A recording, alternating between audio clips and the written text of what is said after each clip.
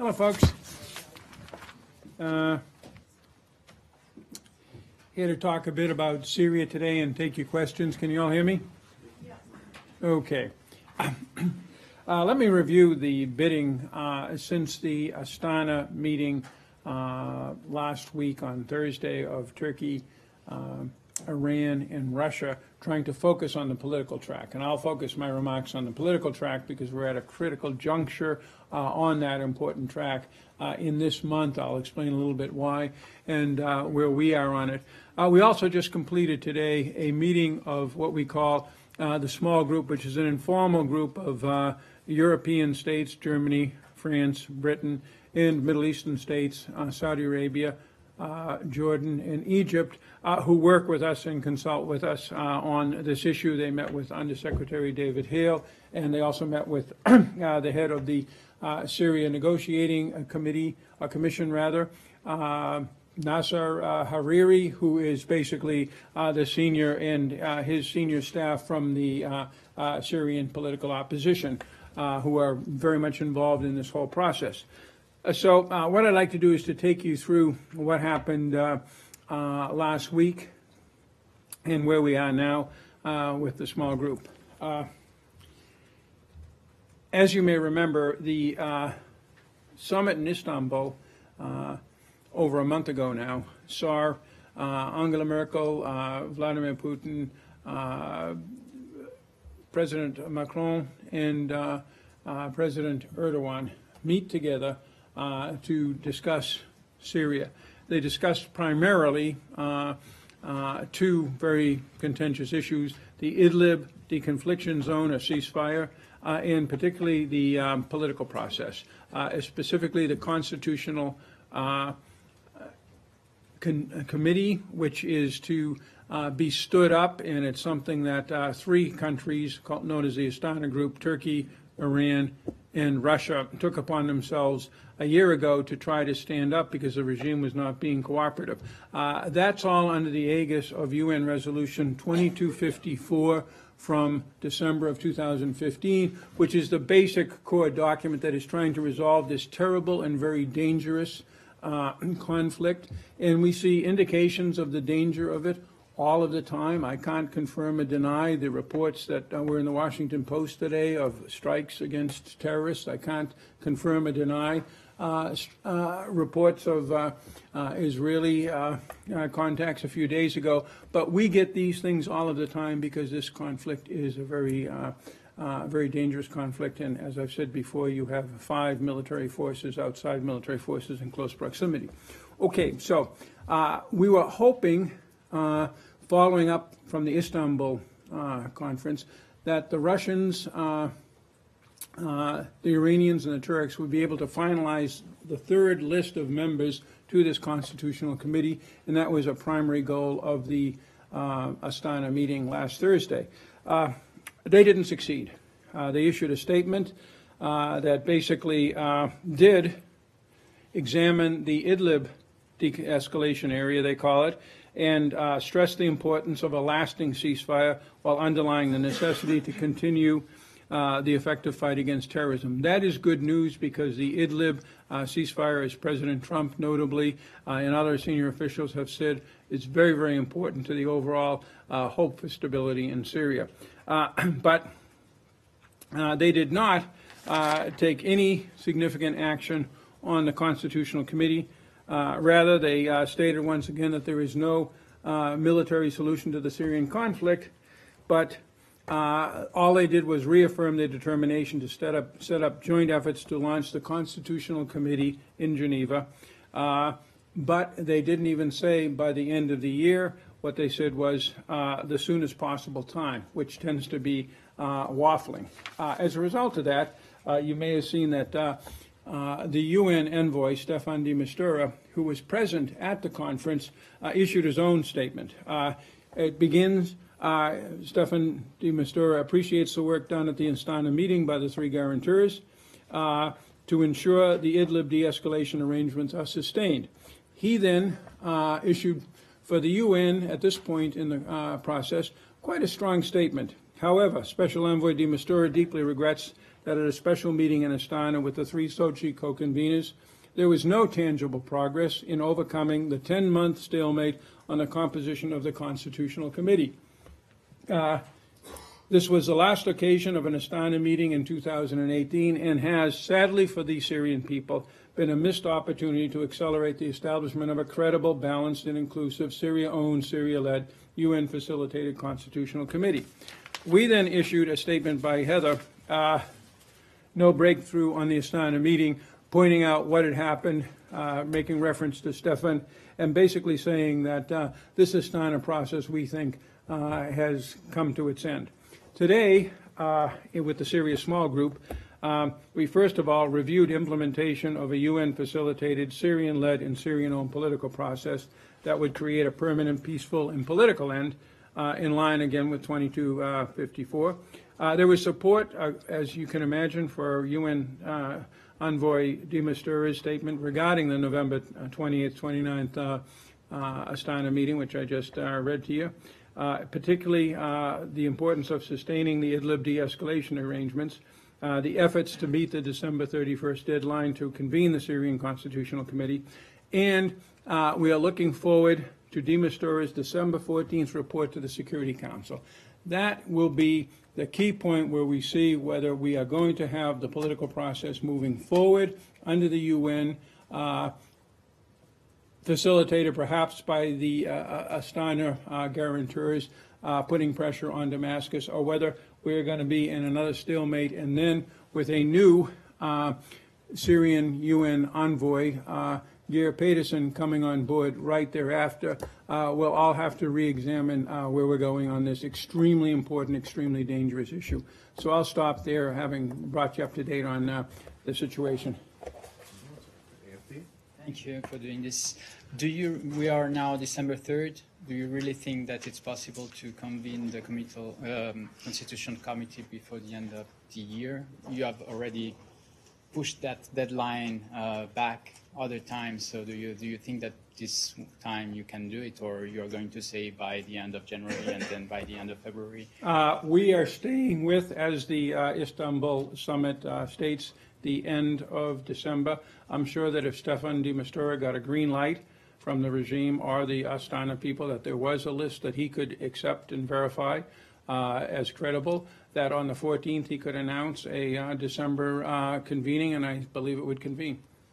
Nadia, good to see you, Ambassador. As you just explained and elaborated, there seems to be a political stagnation. What does it take to have a breakthrough, especially that some people say the U.S. is playing a secondary role and Russia and Turkey are leading? And if you allow me as well, I have a question on Russia. Yesterday they accused the U.S.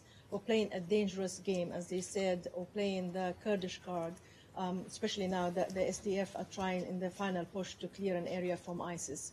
Are you playing a dangerous game? That's about, first of all, we're not playing a dangerous game. Russia is playing a dangerous game, accusing us of playing a dangerous game.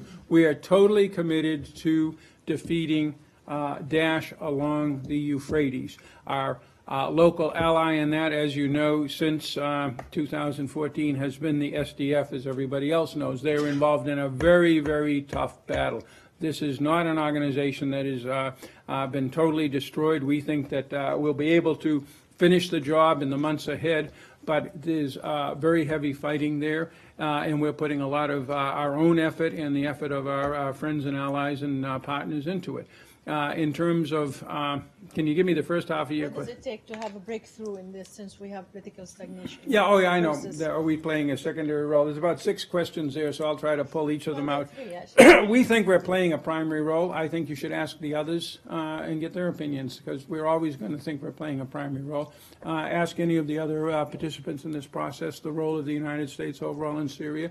I think they'll say it's a very, very active role with many aspects.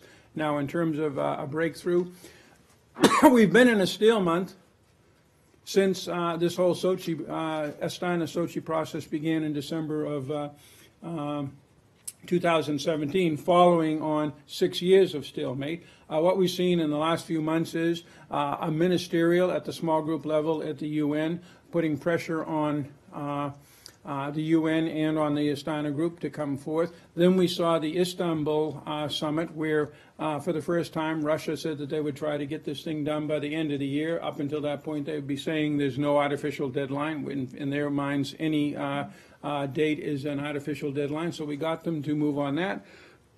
And there's at least a possibility that they will move by the 14th with de Mistura. So I would say, while I still think that the chances are not great, I would say they're better now than they were 3 months ago or 6 months ago. Thank you. Ambassador, thank you very much for doing this. One zoomed-in question and then one zoom-out. Zoom in, Idlib itself, the fighting, what are you tracking, or are you seeing the collapse of the stalemate itself in terms of the fighting on both sides?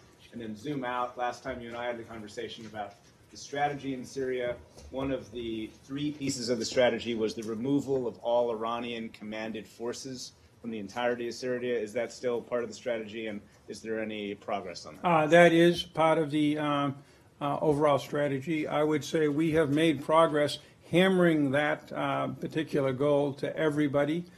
We think that the people who need to listen are listening. I have nothing to announce. I have no specific thing to point to, but this is in play. And again, as I mentioned at the time, it's in the context of a political solution to the overall conflict and the withdrawal of all the other forces that have arrived since 2011. Now, in terms of Idlib, we still believe, that it is a very good thing that there is this de-escalation zone. We believe it is holding. All of our conversations, not just with the Turks, but with the Russians, indicate it is. We had one incident a week ago with alleged use of chemical weapons by terrorists from Idlib, and the Russians then conducted a strike. We cannot, I want to underline, corroborate any chemical weapons attack based on that incident, and we'll try to have more for you as soon as possible. Ambassador, good to see you again. My question is about Idlib. Contradict to Manbij roadmap, there are some reports indicating that there are a good amount of YPG-PYD militants still in Idlib right now. And also, what's your solution? YPG-PYD in Idlib? Yeah, according to some of the reports from the field. And my question is... Not Manbij, you said Idlib. I'm sorry, Manbij. I'm sorry, Manbij, you're right. I'm sorry. So my question is, what's your solution to prevent any possible attack from the group against Turkish troops? And, you know, I mean, they constantly showing solidarity with PKK terror group and also threatening Turkish group on the field. So Sure. First of all, it's over 50, we've confirmed over 50 members of those organizations have left Idlib, and we passed that number on to the Turks. We're also in the process now under what we call the Manbij roadmap that Secretary Pompeo and his counterpart, Foreign Minister Çavuşoğlu, agreed in June to vet senior leadership in the Manbij Military Committee, which is the military side, and in the Manbij Council. This is some 70, 80, 100 people, to vet them jointly by our 2 countries to ensure that there is nobody there who might be threatening the Turks. In terms of an attack out of there, again, we have a quite significant force there. We have, under the Manbij roadmap, joint patrols with the Turks, and I've been out there myself, very good observation of everything that is going on. That region is, as regions go in Turkey, in Syria, quite secure, at least north of where the regime is. have you personally talked to YPG-PYD leadership about this? I talk to whoever I need to talk to accomplish my job. Yeah, Ambassador, if, as you seem to think is possible or likely on the 14th, that Staffan de Mistura doesn't come through with a breakthrough, then what happens next? Is there a plan B if the whole Astana-Sochi process doesn't segue into the UN process and the regime doesn't agree to this 3rd committee? What happens then? Well, again, the first address to such a question is the UN, because the UN has been charged by the Security Council to carry out this political process under 2254, and specifically to the new successor to de Mistura, Mr. Peterson. But our suggestion, and I think I would reflect the views of many of the other major UN countries that are concerned and interested in Syria, is that we do not continue with this rather strange Sochi Astana initiative for them to take over the job of putting together a constitutional committee and presenting it on a platter to de Mistura. They tried and they failed, or at least up to this point they failed, and if they are still failing by the 14th, the U.S. view, as we indicated in Heather's comment, or Heather's press release on Thursday, is let's pull the plug on Astana. And then what? And then we go back to the UN. And the UN comes up, and the UN gets the regime to the table how? Well, that's a good question because we've been trying now for 6 years. First of all, the regime has shown some flexibility. Again, is this a stalemate? Yes. Are we quite as stalemated as we were a few months ago? I don't think so. I think that particularly in Astana, the Turkish government has held its position and not succumbed to pressure by the other two to sign up to a third list that would be pro-regime. That's very important. You've seen on the ground, be it in Al-Tanf, be it in Idlib, be it in some of the alleged Israeli actions, be it in some of our actions in the Northeast, you've seen an unwillingness to yield to pressure from the regime or from the regime's allies. And you're in a different conflict now, a conflict, not a conflict, but you've got a situation where you've got a number of outside countries that are present on the ground or in the air over Syria, and that gives you fewer actors to deal with. At one point, John Kerry, when he was trying to do this in 2016, was trying to get a ceasefire among 400 opposition groups. Now, the opposition groups are basically in a much different situation, and it's much easier to get them to stop shooting, as we've seen in Idlib and in other areas. So that's the first thing why I'm somewhat more optimistic. The second thing is it's very clear that the Damascus regime, and particularly the Russians and the Iranians, want to see what I call the 3 R's. Refugees essentially pushed back to Syria, reconstruction aid, perhaps up to $400 billion, according to the UN, to flow into the country from the West, us, Europe, international organizations, and the regime to be recognized by the world as legitimate. None of those things are happening, and they're not going to happen until the political process makes progress, as far as I can see, and I don't see a change in that, and I think that's dawning on at least the Russians. Thank you for your time, Mr. Ambassador. My question is, what will be the U.S. policy on the Kurds in Syria? Our policy is to work with the people of the Northeast, first of all, to defeat ISIS. We have to do some basic humanitarian work and local stabilization work in order to have a platform for this defeat of ISIS. We have no political agenda either with the Kurdish groups, with the Arab groups, or with any other groups inside Syria. Our position is A, the territorial integrity of Syria under its present borders. B, we will work with all political forces that are willing to recognize and accept the UN political process and the basic criteria of all of these UN initiatives since 2012 on Syria, which is no threat to the neighbors, no threat to the population, no use of chemical weapons, no support for terrorism, no mass slaughter of one's own civilians, and accountability for war crimes. That's our position with everybody and anybody. Ambassador Jeffrey, during your last briefing, you stated that the forces under the command of Iran were not as active as previously. Is that still the case? And what do you know about what they're actually doing on the ground in Syria? Well, right now there is a relative lack of combat in Syria, other than the most active is against the ISIS forces around Hajin, around the Euphrates, close to the Iraqi border, which is an operation that we are leading with the SDF. There have been some very limited regime operations against ISIS or Daesh in the southwest of the country, but not very much. So apart from that, there hasn't been much military activity. that has an impact on the activity levels of the Iranians or anybody else.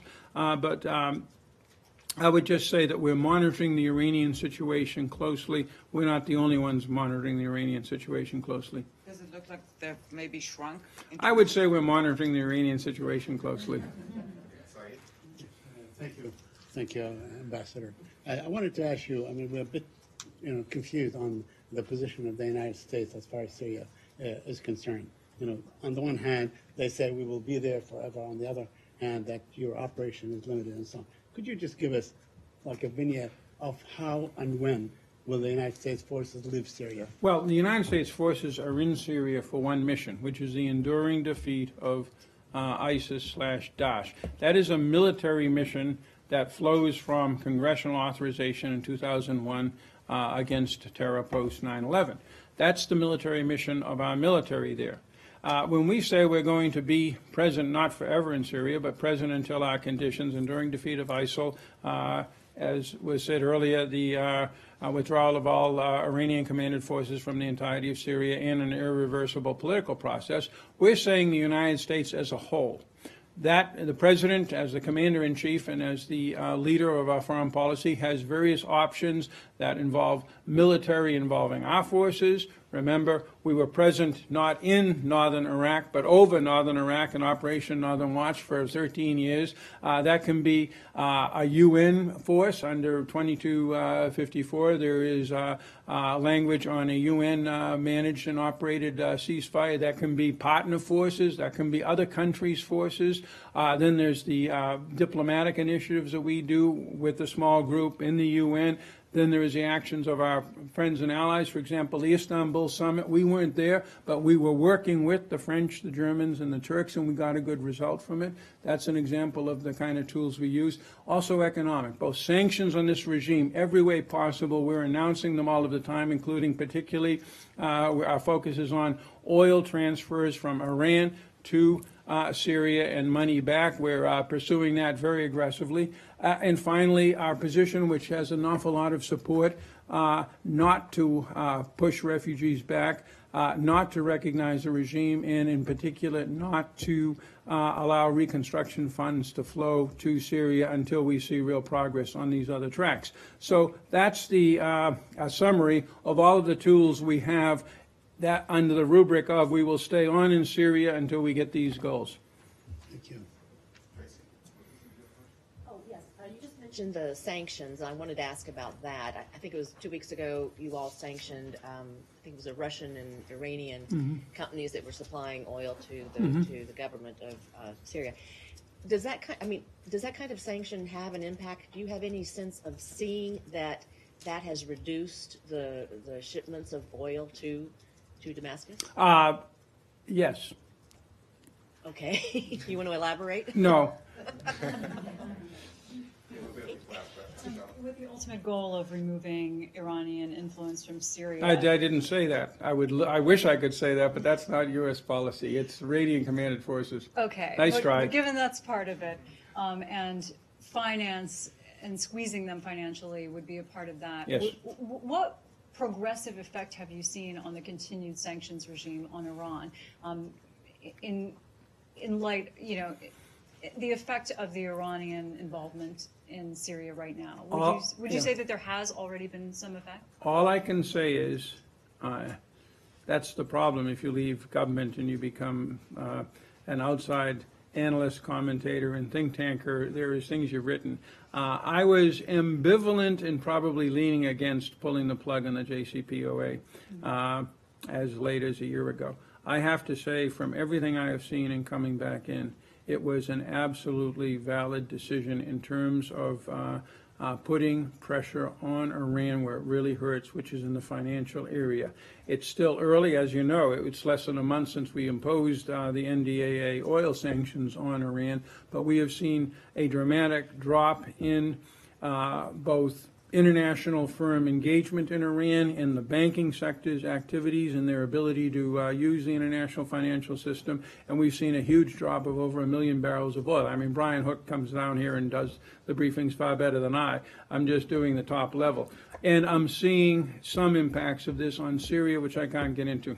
It's another way of answering the same question the other one I asked a few minutes ago. All right, I think we have to wrap up now. Okay, that's fine. Thank you. Thank you.